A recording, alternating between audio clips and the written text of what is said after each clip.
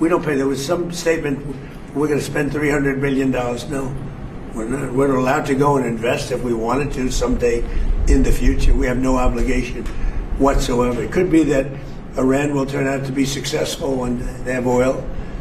But if we left a week ago, just left, before the last two attacks, it would have taken them 20 years to rebuild Iran. So, but I'll go over the document with the media in a couple of days.